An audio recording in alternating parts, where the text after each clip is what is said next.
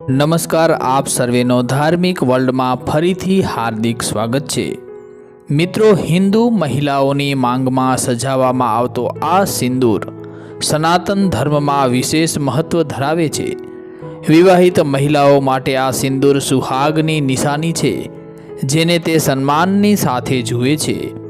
સેંથામાં લગાવેલ સિંદૂર સૌભાગ્યવતી મહિલાઓની સૌથી મહત્વની નિશાનીઓમાંથી એક માનવામાં આવે છે।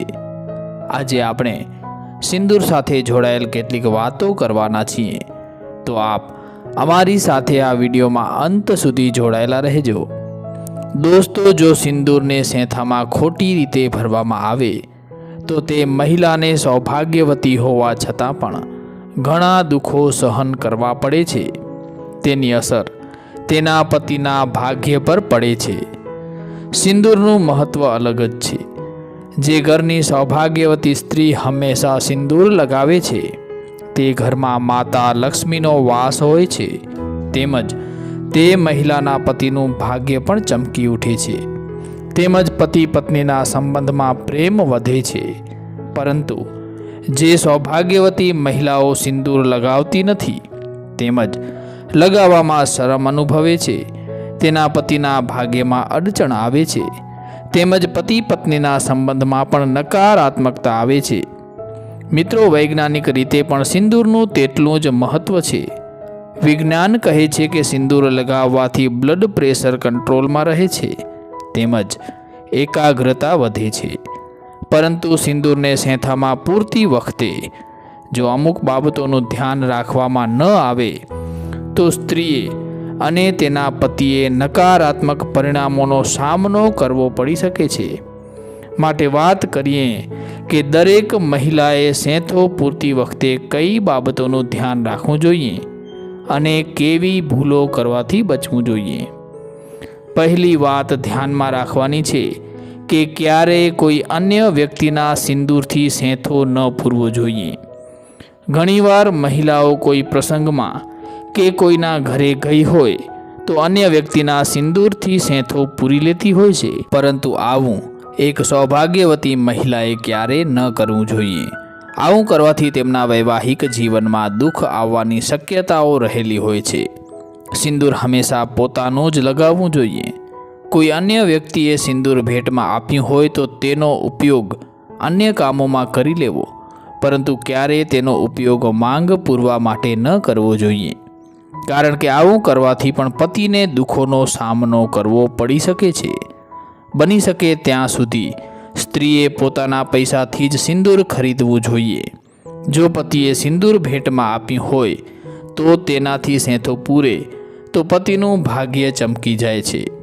ઘણીવાર સ્ત્રીઓને એવી આદત હોય છે કે જે સિંદૂર પૂજામાં ઉપયોગમાં લીધું હોય તે જ સિંદૂરથી સેંથો પૂરી લેતી હોય છે, તો આવું પણ ક્યારે ન કરવું જોઈએ। સેંથો પૂરવાનો સિંદૂર અલગ જ રાખવું જોઈએ। આવી રીતે સિંદૂર પૂરવાથી પતિનું માન, સન્માન અને આદર જળવાતા નથી, માટે આ રીતે સિંદૂર ક્યારે ન પૂરવું જોઈએ।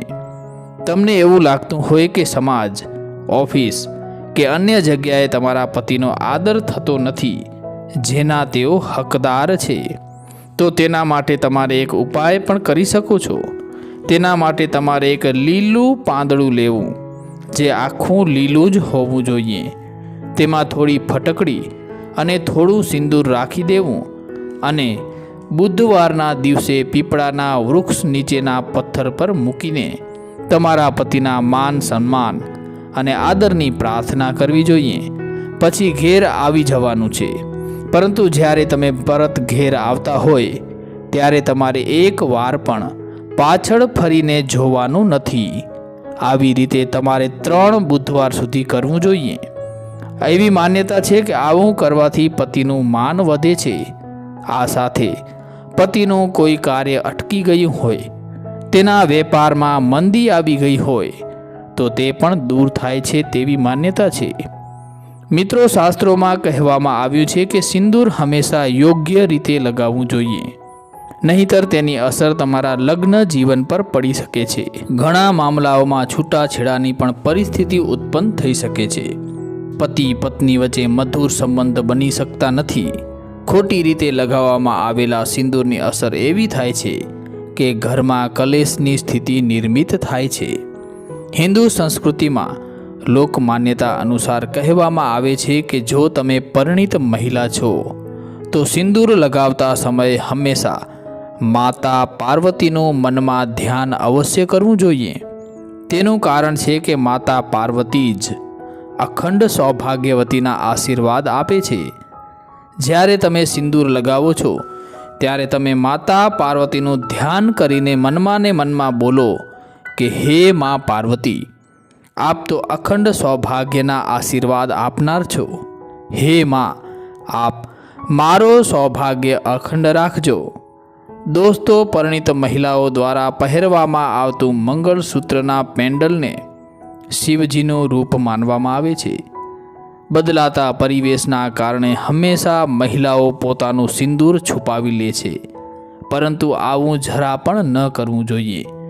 ખાસ કરીને નોકરી સાથે જોડાયેલી મહિલાઓ ઓફિસે જતા સમયે નાનું ન દેખાતું સિંદૂર લગાવે છે, જેને જાણકારોના મતે અશુભ માનવામાં આવે છે. એક પરિણીત મહિલા માટે સિંદૂર છુપાવવું એ સારી આદત માનવામાં નથી આવતી. તેની ખરાબ અસર તેના પતિ પર પડી શકે છે. જાણકારોના મત મુજબ એક પરિણીત સ્ત્રીના સેંથામાં સિંદૂર દેખાવું જોઈએ, અને એવું પણ કહેવામાં આવે છે કે સિંદૂર છુપાવવાથી પતિના માન સન્માનમાં ઘટાડો થાય છે, સમાજમાં પતિની પ્રતિષ્ઠા ઓછી થાય છે. ઘણી પરિણીત સ્ત્રીઓ સાંકેતિક રૂપથી નાનું સિંદૂર લગાવે છે. હિન્દુ ધર્મશાસ્ત્ર અનુસાર જે મહિલાઓ માથામાં લાંબુ સિંદૂર લગાવે છે તેના પતિના માન સન્માનમાં વધારો થાય છે. માત્ર એટલું જ નહીં, પતિનું સમાજમાં વર્ચસ્વ વધે છે. જેથી પરિણીત મહિલાઓએ માથા પર ક્યારેય નાનું સિંદૂર ન લગાવવું જોઈએ. હિન્દુ સંસ્કૃતિમાં પરિણીત સ્ત્રીને નાકની લાઇનમાં સિંદૂર લગાવવાની વાત કહેવામાં આવી છે.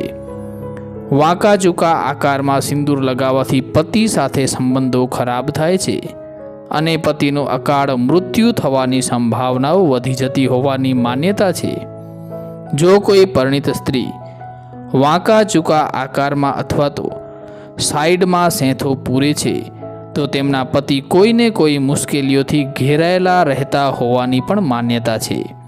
જેથી હંમેશા નાકની લાઇનમાં સિંદૂર લગાવવું જોઈએ, જેથી પતિ હંમેશા નિરોગી રહે અને ઘરમાં માતા લક્ષ્મીનો વાસ થાય તથા પરિવારમાં સંપન્નતા આવે. શાસ્ત્રોમાં ઉલ્લેખ મળે છે કે પરિણીત મહિલાઓએ હંમેશા એ વાતનું ધ્યાન રાખવું કે ક્યારેય પણ સિંદૂર સ્નાન કર્યા વગર ન લગાવો, અને ન તો ક્યારેય પોતાનું સિંદૂર બીજી કોઈ મહિલા સાથે શેર કરો.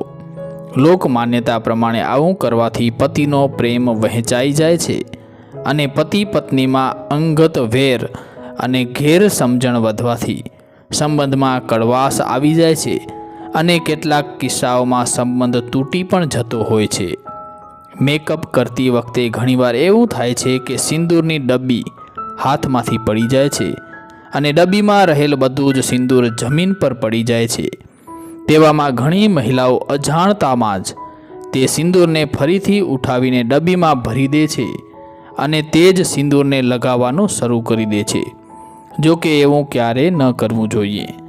ધાર્મિક માન્યતા પ્રમાણે પડી ગયેલું સિંદૂર લગાવવાથી અપશુકન થાય છે.